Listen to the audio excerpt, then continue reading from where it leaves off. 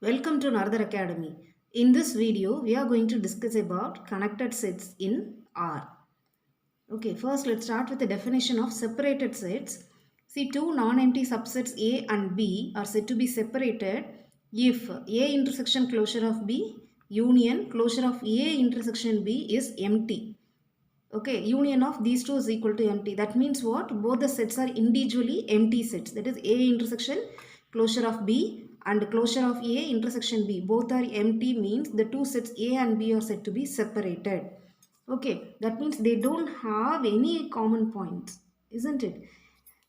Then a non-empty subset S is said to be connected if it cannot be expressed as union of two separated sets. That is, if a set cannot be expressed as a union of two separated sets, then it is said to be what? Connected set. Okay, right. Now let's see a few theorems based on connected sets in R, and then we'll do the problems. Okay, the first theorem is every interval in R is connected. Okay, so we are going to prove that in the real line every interval is connected.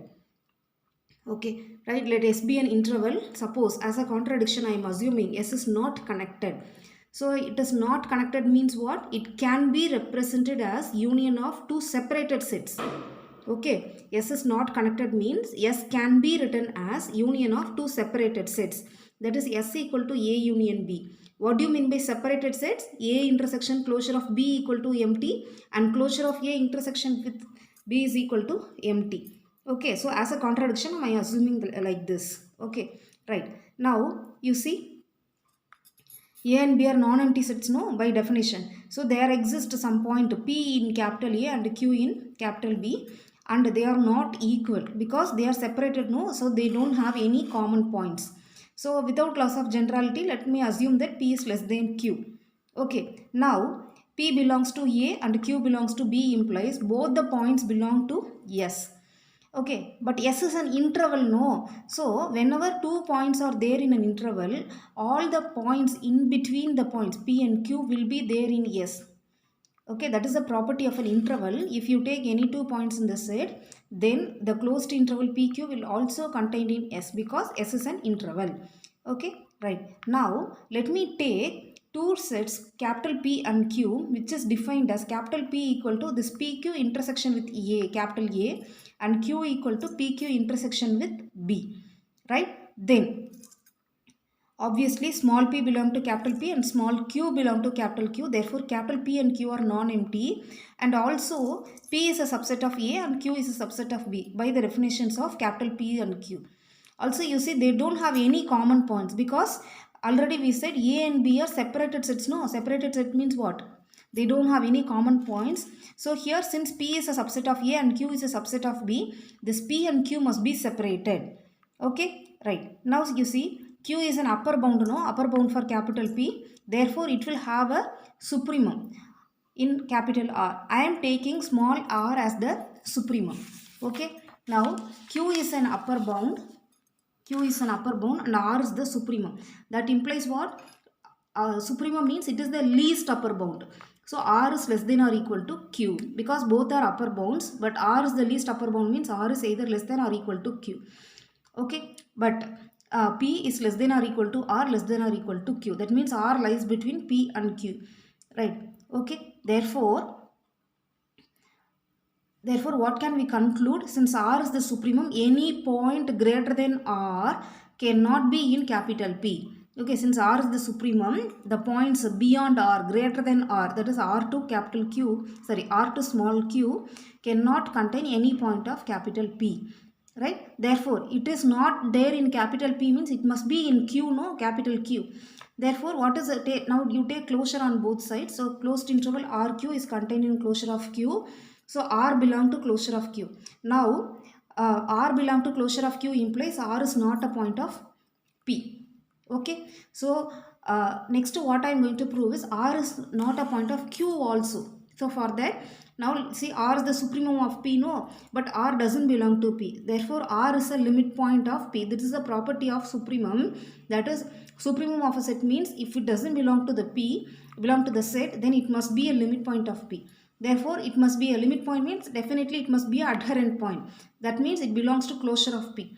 So if R is there in the closure of P, then it cannot belong to Q because P and Q are separated, no. Therefore, you cannot have common points for closure of P and Q. Since R belong to closure of P, R cannot be in Q. Now we have proved R is not in P and R is not in Q. But R lies between P and Q, no. Right?